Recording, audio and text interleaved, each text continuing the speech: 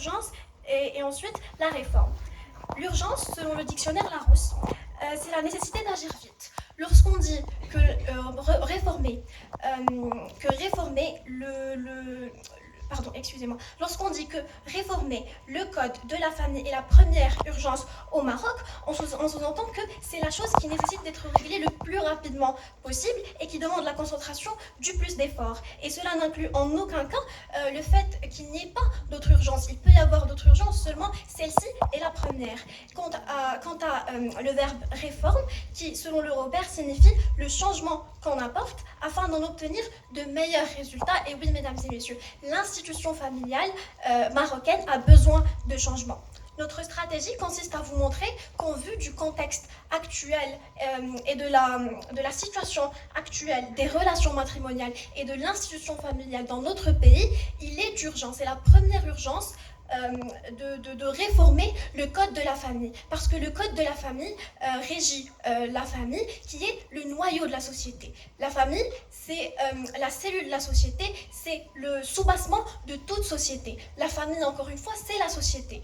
Une famille marocaine forte est une société marocaine encore plus forte. Et c'est la raison pour laquelle nous sommes favorables à la réforme de ce code de la famille et que nous pensons que c'est la première urgence. L'urgence est de faire du Maroc un Maroc fort. Mesdames et messieurs, pour ce faire, pour vous convaincre de notre stratégie et vous allier à notre cause, nous allons vous présenter 3 arguments. Un premier argument qui consiste à vous montrer les indices justement reflétant l'urgence de cette réforme.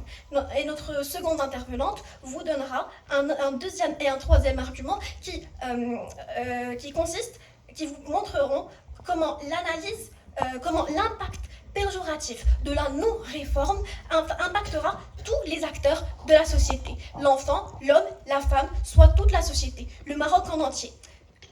Voilà, c'était notre plan et notre stratégie. Je commence par développer notre premier argument et qui est, comme je l'ai dit plus tôt, les indices reflétant justement la nécessité et l'urgence de réformer ce code de la famille. Et ils sont au nombre de 3.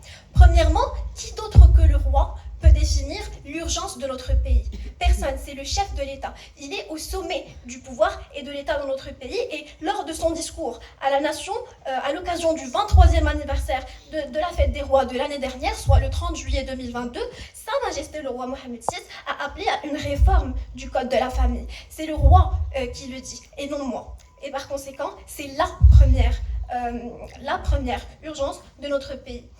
Deuxième indice qui nous pousse à dire justement et à être favorable à la réforme du code de la famille, c'est le taux de divorce qui a évolué d'une manière très choquante durant les dernières années. Selon l'HCP, le nombre de divorces a augmenté de 225% en moins de 15 ans et est passé de 28 000 divorces à 163 000 divorces en 2019, soit 225%. Le troisième argument qui nous pousse à dire qu'il faut réformer le code de la famille et que c'est la première urgence et le manque de constitutionnalité de ce code de la famille. Et ça, ce n'est pas encore moi qui le dis, mais des juristes et qui disent que le code de la famille qui a été établi en 2004 est incompatible avec la constitution qui est venue après la constitution de 2011. Je vous remercie.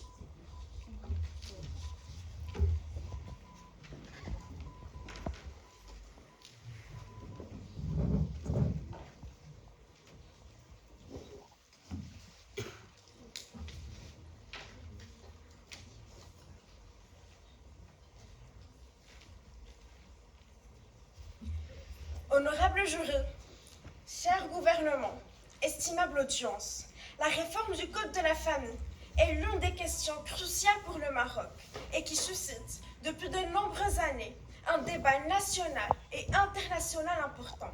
Notre débat du jour est autour de l'assertion suivante. Cette assemblée croit que la réforme du Code de la famille est la première urgence au Maroc. Tout d'abord, selon le dictionnaire Larousse, une réforme est une modification, une amélioration, une modernisation d'un système, d'une institution ou d'une organisation en vue d'améliorer son fonctionnement. Ensuite, Code de la famille est un ensemble de lois et de réglementations qui régissent le règlement familial. Quant à urgence, selon Larousse, est une situation qui exige une intervention immédiate et rapide. Or, mesdames et messieurs, notre assertion parle de première urgence. Et par première urgence, on désigne la priorité ou l'urgence la plus importante, d'où nous pourrions reformuler notre assertion comme suit. La réforme du Code de la famille est considérée comme la priorité la plus importante parmi les problèmes ou les défis auxquels le pays est confronté. Et c'est de ceci que s'est inspirée notre stratégie et qui se base sur l'existence de plusieurs problèmes majeurs, notamment la pauvreté, la santé, la pénurie d'eau et bien d'autres problèmes que nous citerons lors de ces débats et qui font du Code de la famille une urgence, certes, mais pas la plus prioritaire, pas la plus importante. Pour ce faire, nous, l'opposition, avons opté pour le plan suivant. Tout d'abord, nous allons parler de la pauvreté dans le Maroc, ensuite du chômage et de la pénurie en eau, puis du système d'éducation qui se montre à ce jour défaillant, tout comme le secteur de la santé, et enfin du problème d'infrastructure, accompagné de l'écart entre les zones rurales et urbaines. Tout d'abord, mesdames et messieurs, qui dit pauvreté, dit conditions de vie néfastes et inappropriées. Qui dit pauvreté, dit problèmes familiaux, problèmes sociaux et problèmes de santé. Ça affecte justement tous les aspects de la vie, et ceci surtout à cause de la politique de privatisation vers laquelle se tourne le Maroc d'aujourd'hui. De plus, d'après une étude de la Banque mondiale, plus de 4 millions de personnes marocaines vivent dans la pauvreté en 2021. Et ce nombre, à ce jour, ne fait qu'augmenter, surtout avec les récentes crises économiques que connaît le pays. Et pour revenir à l'argument proposé par notre cher gouvernement, le même discours de Sa Majesté que le gouvernement vient de citer a cité non seulement le Code de la famille, mais aussi toutes les urgences auxquelles fait face le pays. Et ceci sans les classer par ordre priorité, mais uniquement en les citant. J'y reviendrai si j'ai le temps.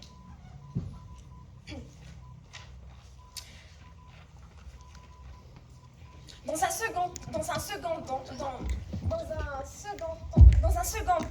le futur du Maroc, c'est ces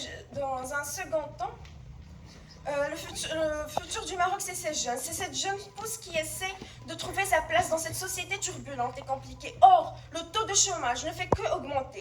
Et ceci surtout après la crise sanitaire du Covid, où plusieurs Marocains se sont trouvés sans emploi. En plus de ceci, n'oublions surtout pas la pénurie en eau à laquelle fait face le Maroc. Selon le ministère de l'Énergie, des Mines et de l'Environnement au Maroc, la disponibilité en eau par habitant est en baisse constante et a passé de 1700 mètres cubes à 650 mètres cubes en 2021.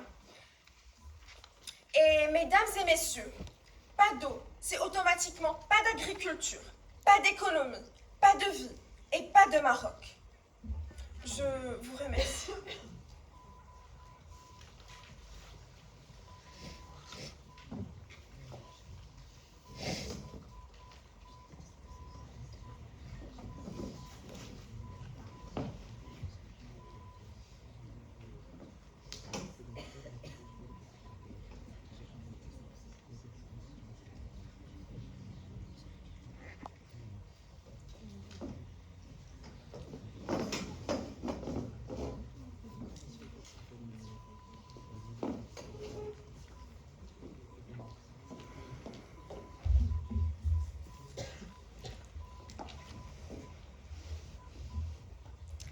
Mesdames et messieurs, honorables membres du jury, bonjour. Alors, la famille est le noyau de la société, nous connaissons tous cette phrase. Aujourd'hui, on a le privilège de débattre l'assertion qui stipule que cette assemblée croit que la réforme du Code de famille est la première urgence au Maroc. En tant que membre du gouvernement, nous soutenons bien évidemment très ouvertement cette thèse et notre stratégie serait alors de vous montrer que oui, la réforme du Code de famille est la première urgence au Maroc en vue du contexte actuel inquiétant ainsi que la situation matrimoniale au Maroc il est nécessaire de la réformer, et ce, à la première vitesse. Mais tout d'abord, je vais commencer par réfuter quelques propos avancés par les membres de l'opposition. Ils ont parlé du fait qu'il y aura une pénurie d'eau. Mesdames et messieurs, ne croyez-vous pas qu'avec la réforme du code de famille, on aura des familles plus saines? Alors il y aura moins de taux de divorce, il y aura un regroupement familial, et du coup il y aura moins de consommation d'eau. Ensuite, lorsque vous parlez du futur de Maroc, c'est les jeunes, nous sommes d'accord avec vous. Et pour l'éducation saine de ces jeunes, on a besoin de réformer ce code de famille.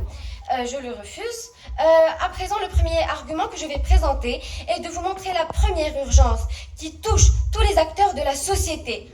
Enfants, femmes, hommes. La famille, si la famille ne fonctionne pas bien, la société ne fonctionne pas bien. Ce qui fait de la réforme de ce code de famille une urgence primordiale, ainsi la première urgence.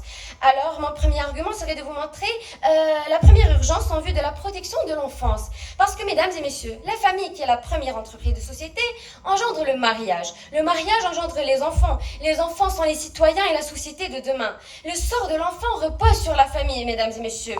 Alors, veillez sur leur santé mentale et veillez à ce qu'on ait une société plus saine à l'avenir. Et on ait une économie plus saine ou encore une politique plus saine. Alors, la première urgence, on la voit. On a besoin de garantir la protection de l'enfance. Et pour illustrer mes propos, je peux tout simplement parler de l'exemple de la légitimité des enfants. Lorsqu'on donne à un enfant l'étiquette d'un enfant illégitime, il ne peut pas avoir le nom de son père. Alors, mesdames et messieurs, cette étiquette le suit toute sa vie. On va créer un enfant complexé, un enfant qui aura des troubles mentaux. Et un enfant complexé nous mènera à une société moins saine. Donc, c'est une urgence primordiale, mesdames et messieurs, de réformer ce code de famille. À présent, je passe à mon deuxième argument, qui est de vous montrer la première urgence en vue de la discrimination que vit la femme actuellement. Parce que oui, mesdames et messieurs, nous avons une société moderne, mais une société moderne où le code de famille discrimine toujours la femme, malgré tout le développement que connaît notre pays, le Maroc. Alors, cette discrimination, elle est tout simplement vue à travers les articles existants dans ce code de famille. Lorsque je cite l'article 47, la tutelle du mari sur la femme. Alors, la femme, elle peut travailler, elle peut étudier, elle peut avoir son propre salaire. Maintenant, mesdames et messieurs, c'est le mari qui va décider pour elle. Si elle a envie de se déplacer ou partir vivre ailleurs pendant une petite courte durée pour travailler, par exemple, elle a besoin de l'accord de son mari. N'est-il pas discriminatoire, mesdames et messieurs?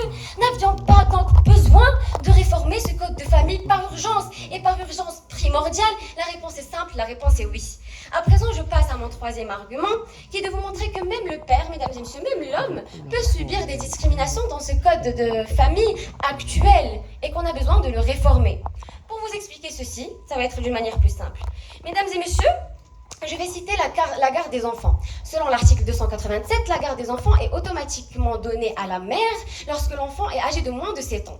Mesdames et messieurs, pourquoi le père n'a pas le droit à ce privilège? Pourquoi on ne réforme pas ce code de famille en offrant à l'enfant et au père le privilège qu'il y ait une répartition égalitaire entre la maman et le papa? Pourquoi priver l'homme et l'enfant? Et mesdames et messieurs, pour parler des engendrations de ceci, on peut parler du fait que lorsque l'enfant ne vit pas avec son père, il verra un manque d'affection, notamment pour les filles. Elles verront un manque d'affection et un manque de représentativité masculine, ce qui peut engendrer des troubles mentaux et des troubles sociaux que peut vivre la fille à l'avenir. Donc, mesdames et messieurs, c'est la première urgence.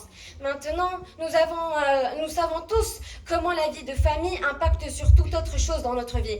Avoir des acteurs de société qui ne vivent pas dans un environnement sain stagnera avec un impact très négatif toute la société marocaine. Et vu le caractère qu'a la famille au sein de notre société, et vu son importance, parce que c'est le noyau de la société, et pour le Maroc, la famille est le premier édifice. Tous ces acteurs et tous ces facteurs que j'ai cités, mesdames et messieurs, montrent qu'il est primordial et que c'est la première urgence de réformer le code de famille au Maroc. Et pour ce, je vous remercie.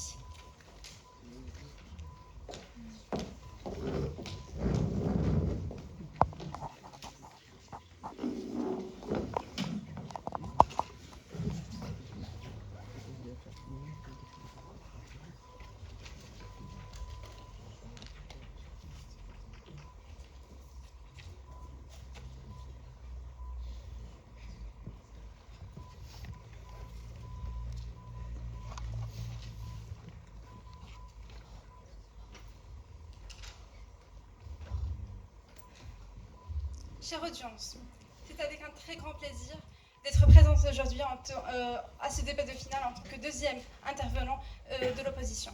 Alors, de prime abord, nous allons présenter quelques réfutations des arguments présentés par l'équipe opposante. Donc, un premier argument présenté par la première intervenante, c'est à propos de la crise d'eau. Parce que vous avez dit qu'avec une famille saine, selon vous, c'est une famille sans complexe, mais c'est une famille aussi qui vit dans une crise de sécheresse, qui n'a pas accès à un soin médical, qui n'a pas accès à l'éducation. Oui. Laissez-moi. Vous avez également parlé de l'étiquette de l'enfant orphelin. Selon vous, l'étiquette de l'enfant orphelin est très grave, mais l'étiquette d'un enfant analphabète, l'étiquette d'un enfant malade qui n'a pas accès à un système de santé qui est compétent, ce n'est pas grave. Vous avez également cité un argument suivant la position de la femme, une femme qui sera plus libérée. Mais selon vous, la libération de cette femme de quelques situations comme l'agression, la violence, je vais terminer. Pensez-vous qu'une femme agressée, la première rectification la plus importante à faire, ce sera la réforme du Code de la famille et non pas d'améliorer le système de santé défaillant pour lui procurer un médecin? S'il vous plaît, un instant. Et selon vous, si vous pensez également que l'égalité entre les filles et les garçons, c'est plus important, ne pensez-vous pas que l'égalité entre les régions du Maroc, notamment entre les zones rurales et les zones urbaines, n'est pas importante? Qu'en pensez-vous? Et également, vous avez cité un argument suivant l'environnement d'un enfant qui va vivre un environnement traumatisant suite au divorce de ses parents, puisqu'il ne sait pas à quel environnement appartenir, celui maternel ou paternel. Alors selon vous, un enfant qui vit un environnement traumatisant, la première rectification et la plus importante sera la réforme de la famille, et non pas de lui procurer un système éducatif compétent, de lui procurer un système de santé très compétent. Une minute. Je vais te passer le POI après avoir terminé mes arguments. Alors, ce que nous voulons défendre en tant qu'opposition, ce n'est pas que la réforme du Code de la famille n'est pas important. Il est important, mais ce n'est pas la première urgence. Il y en a d'autres urgences qui sont plus importantes. Premièrement, l'éducation. L'éducation qui, dans le Maroc, souffre plusieurs failles. Notamment, on va citer 4 failles. La première faille, le taux d'analphabétisme au Maroc qui est catastrophique. Selon le Haut Commissariat du Plan, le taux d'analphabétisme au Maroc est de 28,7% pour les personnes âgées de 10 ans et plus. Également, une autre faille dont souffre ce système d'éducation, celui du taux de scolarisation. Selon l'UNICEF, au Maroc, le taux de scolarisation net pour les enfants en âge de fréquenter l'école primaire est de 83%. Également, une autre faille dont souffre ce système d'éducation marocain, c'est le taux d'abandon scolaire. Selon le ministère de l'Éducation nationale, le taux d'abandon scolaire est d'environ 6,4% pour le primaire, 11,4% pour le collège et notez bien 17,8% pour le lycée. Également, la 4e faille qu'on va citer dont souffre ce système d'éducation au Maroc, c'est la qualité de l'enseignement. Selon l'indice de compétitivité mondiale de 2019 du Forum économique mondial, le Maroc se classe 126e place sur 144 pays en termes de la qualité de l'enseignement primaire et secondaire. Donc l'éducation, ce n'est pas beaucoup plus important que la réforme du Code de la famille. Également, un autre problème qui paraît plus important et plus urgent que la réforme du Code de la famille est celui du système de la santé défaillant. Nous allons le décortiquer en présentant 4 failles sur ce... S'il vous plaît, un instant. Ce système de santé défaillant. Premièrement, les dépenses en termes de santé qui représentent selon le ministère de Santé environ 5,2% du PIB. 5,2% du PIB marocain. C'est un taux très faible. Également, l'accès aux soins. Puisqu'au Maroc, on a un ratio de médecins par habitant très faible, c'est environ 1 médecin par 1000 habitants. Plus l'accès aux soins en santé de base sont très limités, surtout dans les zones rurales et les zones reculées. Également, un autre argument présenté pour décortiquer ce système de santé défaillant, c'est la mortalité infantile, puisque le taux de mortalité infantile au Maroc est toujours élevé, avec 21 décès pour 1000 naissances vivantes. Oui, s'il vous plaît. C'est la dernière minute protégée. Donc, le troisième argument, c'est celui à propos du problème des infrastructures et l'écart entre les différentes régions au Maroc. Premièrement, au niveau de l'accès à l'eau potable. Selon une étude menée en 2020 par le Haut Commissariat du Plan, le taux d'accès à l'eau potable en milieu urbain est de 97,4%, alors qu'en milieu rural, ce taux est de 64,4%. Même chose pour l'accès à l'électricité. Toujours selon l'étude du Haut Commissariat du Plan, le taux d'accès à l'électricité en milieu urbain est de 99,5, tandis qu'en milieu rural est de 71,5. Donc, une autre fois, vous avez cité que la famille est le noyau de notre société. Ça, c'est vrai. Quand on aura déjà une famille saine moralement, physiquement et financièrement, on n'a pas besoin de la réforme du Code de la famille. Merci.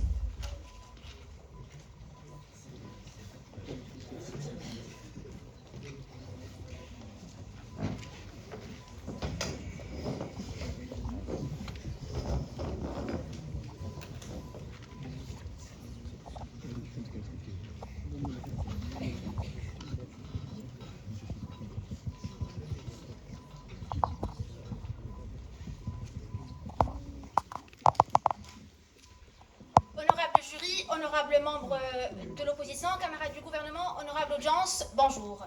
L'assertion d'aujourd'hui est la réforme du Code de famille est la première urgence au Maroc. Nous, le gouvernement, nous soutenons fortement cette thèse. Maintenant, en tant que troisième intervenante, mon rôle est de réfuter les dires des intervenants qui sont déjà passés de l'opposition.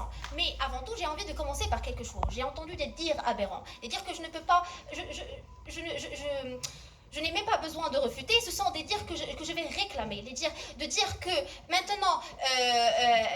une femme ou bien parler de code de famille et de femmes agressées, ce n'est pas une urgence devant la pénurie d'eau, devant... Non, ce sont tous les deux des urgences. Maintenant, nous disons qu'au Maroc, réformer le code de famille est la première urgence. La pénurie de l'eau, c'est un problème mondial. Et on parle au Maroc aujourd'hui, c'est-à-dire les problèmes dont le Maroc a tout le contrôle, sur lequel le Maroc a tout le contrôle. Maintenant, je vais passer sur les dires...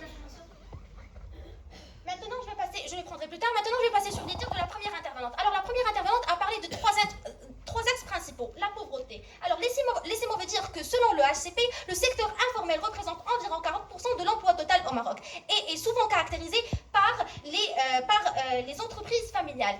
Mesdames et messieurs, si on a une institution familiale qui n'est pas bien réglementée, si on a un code de famille qui est dépassé, si on a un code de famille qui n'est pas bien, qui n'est pas à jour avec la conjoncture actuelle, comment est-ce que ça va totalement, directement impacter l'économie et donc la pauvreté. Parce que tout simplement, ces 40% ou presque 40% d'emplois informels seront tout simplement supprimés parce qu'il y a des problèmes au sein de la famille. Je prends votre point d'information. Alors, vous avez dit tout à l'heure que le code de la famille inclut une non-économie avec l'informalité. Quel est le rapport ? Maintenant, j'ai dit que le secteur informel compte 40% et ce secteur informel est représenté de manière générale, est caractérisé de manière générale avec des entreprises familiales. Si la famille n'est pas saine, alors le secteur informel tout entier, les 40% du secteur économique marocain sont menacés et donc la pauvreté y sera. Maintenant, vous avez parlé de santé. Si le code de famille marocain n'est pas à jour et n'est pas réformé, la santé mentale est menacée. Et donc ça fait encore une fois, au niveau de la santé, la première urgence. Vous avez parlé de pénurie d'eau, nous vous avons répondu avec une réponse assez simple. Est-ce que vous jugez que le code de la famille est le seul point qui fait qu'on a des problèmes entre eux? Donc si on règle le code de la famille, on n'aura plus de problèmes entre eux? Non, je dis tout simplement que le code de famille, il touche à tous les acteurs de la société. Et c'est pour cette même raison qu'il est la première urgence à régler. On doit réformer le code de famille. Maintenant, je passerai vers l'écart entre la ville et le rural. Et on parlera de famille encore une fois. Le milieu rural aujourd'hui est caractérisé par quoi? Par les coopératives familiales. Et donc, mesdames et messieurs, si le code de famille ne réglemente pas et n'est pas à jour avec la conjoncture actuelle, qu'est-ce qui se passera? Il y aura des problèmes au sein des familles et il y aura des solutions de ces coopératives. Et par la suite, il y aura encore plus d'écart entre la ville et le milieu rural. Mesdames et messieurs, vous allez parler... vous avez parlé du Covid. Je les prendrai plus tard. Vous avez parlé du Covid encore une fois. Alors, après le Covid, on a eu, selon le ministère ancien Mohamed Ben Abdelkader en 2021, après la Covid, les réclamations au tribunal de la famille ont doublé. Un autre indice qui prouve que quand les familles marocaines sont rassemblées, il y a des problèmes. Donc il y a un problème de réglementation. On doit résoudre le problème. La famille aujourd'hui, le code de la famille est la première urgence. On doit le réformer. Mesdames et messieurs,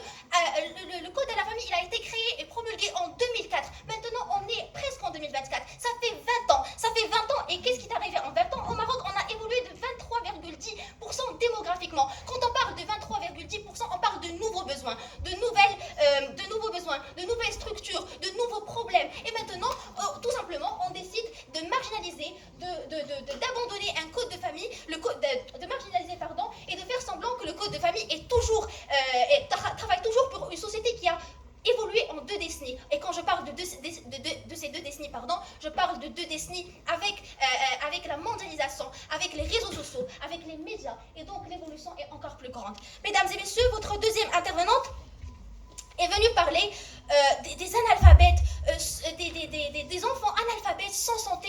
Mesdames et messieurs, on est au Maroc. Mesdames et messieurs, on est au Maroc. J'avais l'impression quand vous avez parlé qu'à 20h, l'électricité n'y sera plus ici au théâtre. On est au Maroc, on a évolué, mesdames et messieurs. Maintenant, le code de famille n'a pas évolué depuis 2004. L'éducation a évolué depuis 2004. L'économie a évolué depuis 2004. Le code de famille n'a pas été réformé. Et c'est pour cette raison, parce qu'on l'a marginalisé depuis très longtemps. Maintenant, aujourd'hui, il est la première urgence. Merci.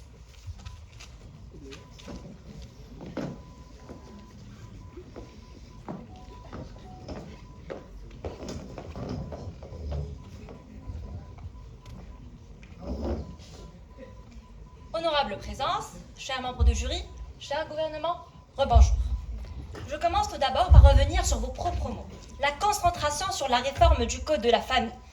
Est-ce que nous devons négliger la pénurie d'eau, la famine, la pauvreté, l'instauration de la paix au Maroc? Et nous devons nous concentrer sur la réforme du code de la famille. Ne trouvez pas ça ironique, cher public. Ne trouvez ça ironique, cher jury.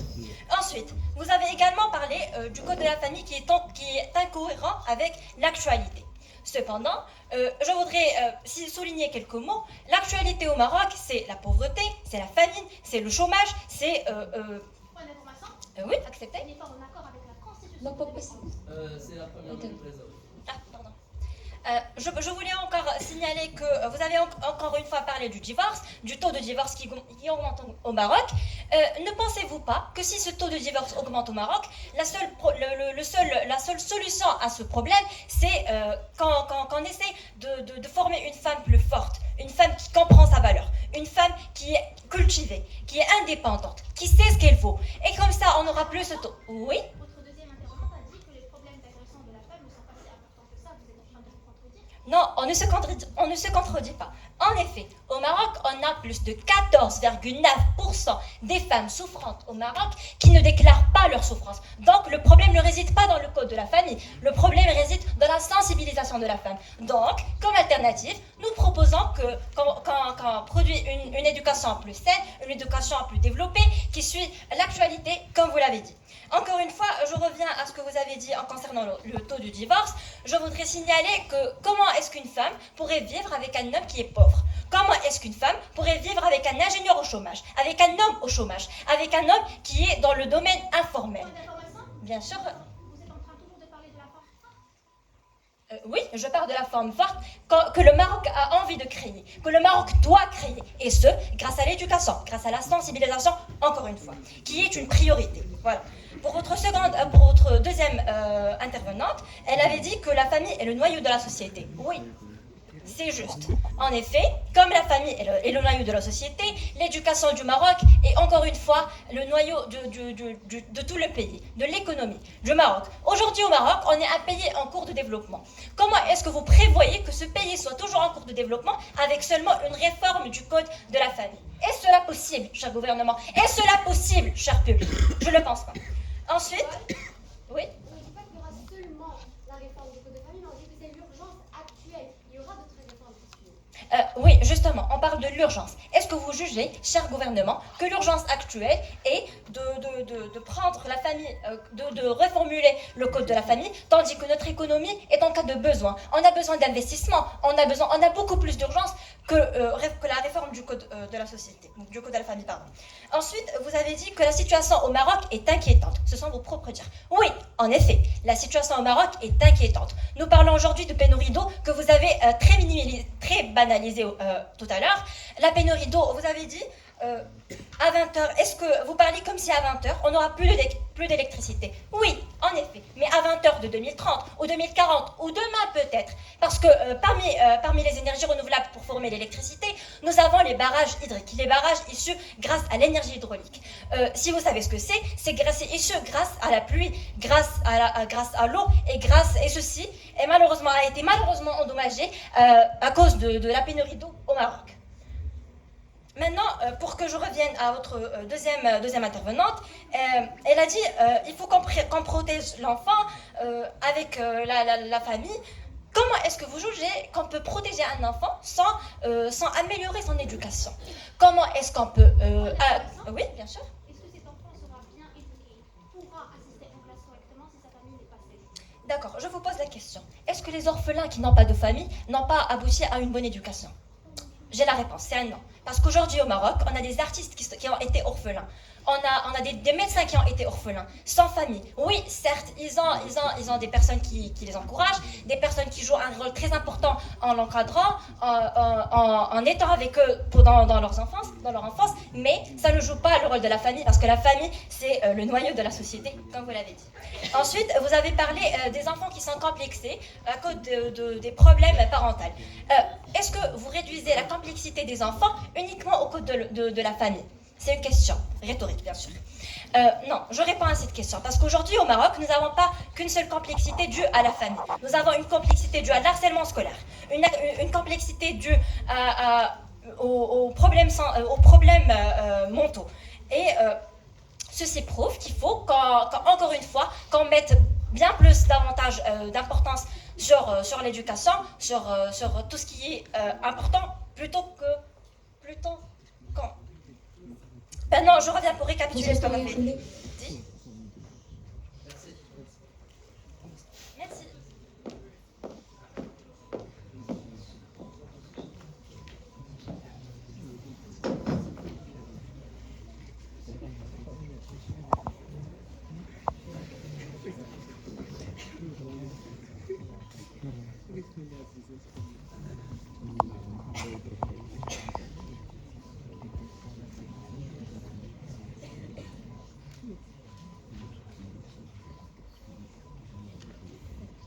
Honorable jury, cher gouvernement, estimable audience, lors de ces débats aujourd'hui, notre cher gouvernement a focalisé son argumentation sur le fait que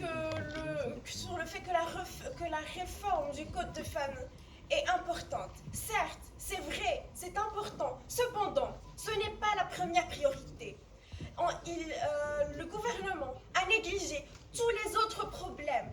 L'important, c'est la gravité de tous les autres problèmes dont souffre le Maroc. Tous les autres problèmes dont ce pays, notre pays souffre et dont d'ailleurs nous pourrions souffrir dans le futur. Et d'ailleurs, dont nos enfants pourraient souffrir.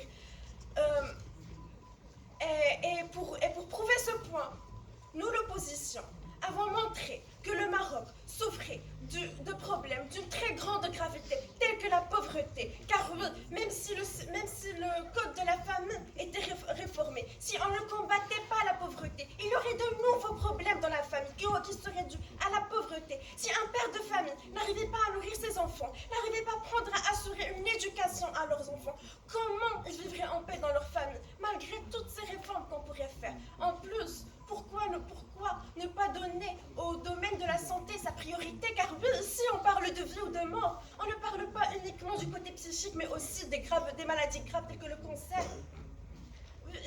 Ces personnes, devons-nous les oublier, devons-nous les négliger devant ces réformes de la famille? C'est vrai, c'est important. Cependant, ce n'est pas la première priorité. Il y a beaucoup de problèmes qui ont besoin d'une intervention qui ont besoin d'une intervention primordiale du gouvernement. Et merci.